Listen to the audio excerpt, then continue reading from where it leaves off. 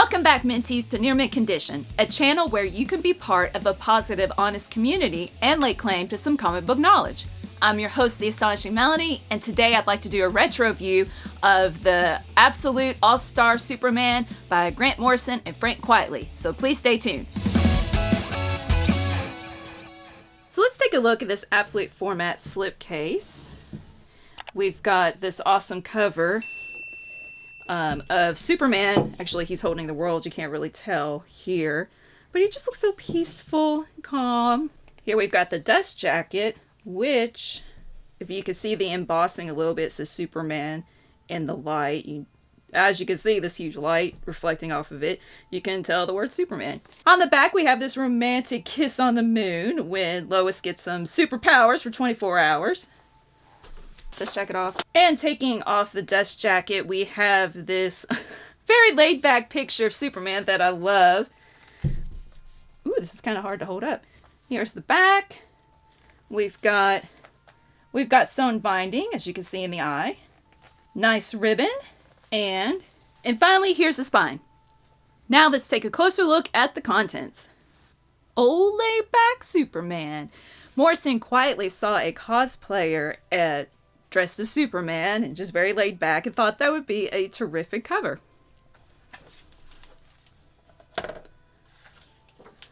I like here in the beginning, and actually on the back of the book as well, that you can see the little circles of color. It makes you think of old way of printing comics, like in the newspaper. There's some term for it, can't remember what it is. Leave in the comments below. What's the term? So this is going to be a non-spoiler review throughout. I just want to hit upon, the basics of the issues without giving away the endings. Because each of these issues are kind of standalone-ish. So want to give credit to those who joined the book club meeting this month that I learned a lot about how to read this book through them. So I want to thank for the some of the ideas that I'm going to be talking about. I want to thank Ben and Sugarman and James and Project Viking and Torsten for adding their wonderful thoughts to the conversation. And like I said, yeah, I learned a lot. So thank you guys. Hopefully you will hear what you have contributed while watching this video. Except Josh Greathouse. He didn't contribute anything because he didn't read it. Ha ha ha. All-Star Superman, published 2005 to 2008, is a self-contained story, like an alternate universe. And we start off with just 4 panels of his backstory, because that's all you need. And then this gorgeous splash page of him flying near the sun, and that's important. It's going to come back later. Alex mentioned in the book club that Morrison's stories are very circular, so that sun is definitely going to play a role throughout the story, and then especially at the end. So here we have Superman saving a team of intrepid scientists who set out to map the sun, headed by a new character, Leo Quintum, a philanthropist with a coat of many colors.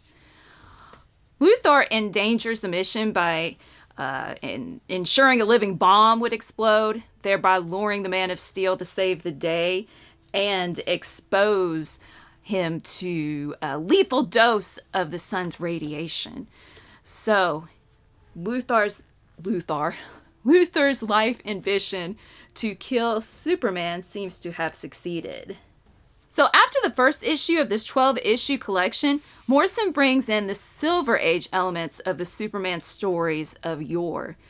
I'll mention the key elements of some of these issues while avoiding spoilers. First off, Lois Lane is out of character from the woman we know today.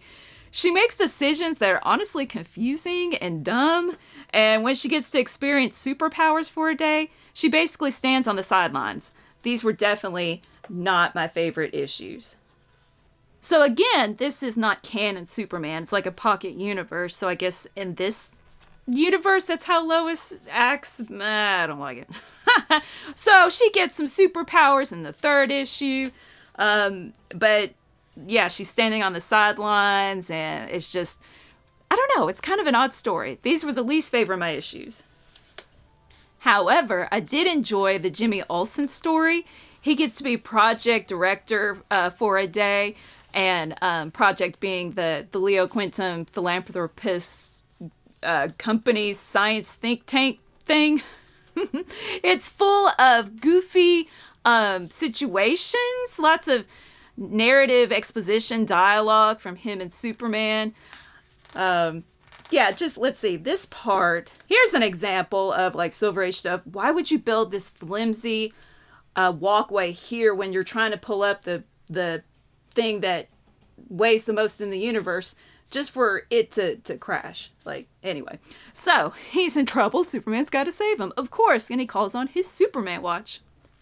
But I like the twist on how a character makes an appearance at the end of the story. One of my favorite issues is when Clark interviews Lex in prison. And Lex has this strange respect for Clark, so that dynamic is always fun, along with the irony that a supervillain in a way recognizes Clark for who he truly is, but Lex cannot. I didn't come up with that point. Somebody in the book club did. I think it was Alex. Comment below. Really fun issue, and I love how his eyebrow is singed off, or it's wiped off, and later on he has to draw it on. I didn't even notice until he does draw it on later. Reminds me of Gene Hackman's portrayal of the villain, how he's vain with his toupee and can look ridiculous at the same time. Each of these issues can be standalone-ish, like I said, stories with Superman's impending death in the background as he completes his foretold 12 labors. One book, Torsten from the book club said that his death took too much of a back seat in the story, his upcoming death. But I thought it was a fine balance. I love this part. It's like one of the few or only parts where he's letting go in happiness, and it's when he's playing with his dog. So we had a good conversation about pets and the importance of animals. This is a sad issue, with the Superman from the future trying to guide this Superman in a certain way that, of course, ends up being sad. Bizarro World takes the stage in the next 2 issues, and these are my second least favorite. I don't like deciphering Bizarro speak.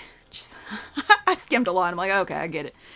I will take the time to point out some things about the art, though, here, the coloring and the story arc. During the book club meeting, Torsten pointed out that the digital coloring is very distinctive of the time. This was created 2005 to 2008. Personally, I'm not a fan of Quiet Lee's style, especially when it's sketchy wrinkles on the people's faces. Like, not here, okay? Like, those make sense. All right, so here, like, lots of wrinkles. And I get it. He's under duress. He's sweating. He's a Bizarro version. But this is just an example of other panels. Characters have those wrinkles when they're not under duress. However, he does a terrific job of creating movement with the characters in every panel. They're all dynamic. Okay, so finally stealing this idea from the introduction, which I totally all the time read the forewords, right? It's not like I read it halfway through. Superman is stuck in the Underverse and trying to escape, and it's symbolic of the sun setting and then rising again on the other side of the world. As I mentioned before, the sun plays an important part in the story.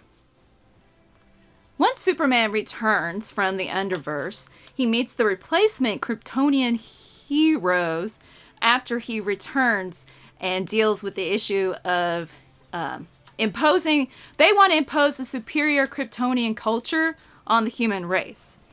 Omar mentioned during our book club meeting that the alien character designs are a bit goofy, but they work well in the story, and I agree. And this is where I'll stop with the story analysis. The last issues build to the climax of Superman's death and how it plays out, his battle with Lex, who of course is going to return. So I'm going to make a declaration at the end of this Retroview of I'm not rating it.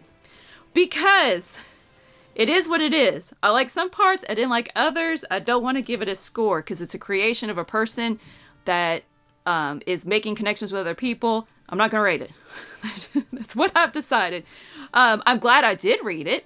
The ending didn't emotionally touch me that much, but it did for lots of the other book club members. Oh, and if you're a fan of Morrison's dense dialogue, he eases off in this book. It's definitely simpler. But, like Alex mentioned in our meeting, all Morrison's stories are circular, and this one's no exception. It does have a cool ending. And if you're interested in purchasing this book, check out our sponsor. CheapGraphicNovels.com, your online home for brand new graphic novels and collected editions up to 50% off cover price. They pride themselves on packaging your books so they arrive safely in an excellent condition, as well as prompt and helpful service. Check out the bargain deals for up to 90% off cover price. CGN is excited to announce that they are now taking pre-orders. They're making it easier for you to ensure that you don't miss out on the hottest releases. CGN is currently running a special promotion for your Minties. If you're a first-time customer, let them know that you were referred by Near Mint Condition at the checkout, and you'll receive a credit for free shipping on your next order. This promotion is valid for U.S. customers only. Cheap Graphic Novels, your source for the hottest books with the kind of deep discount and quality shipping and customer service that will keep you coming back for more. And there you have it. There's the content, the build, the look, this retro view of Absolute All-Star Superman. Let us know in the comments below if you've read this, if you own it, what format you own it in. And thank you so much for watching. And if you're interested in joining future book club meetings, please consider subscribing to the $7.77 tier of our Patreon. Link is in the description below. And as always, stay minty!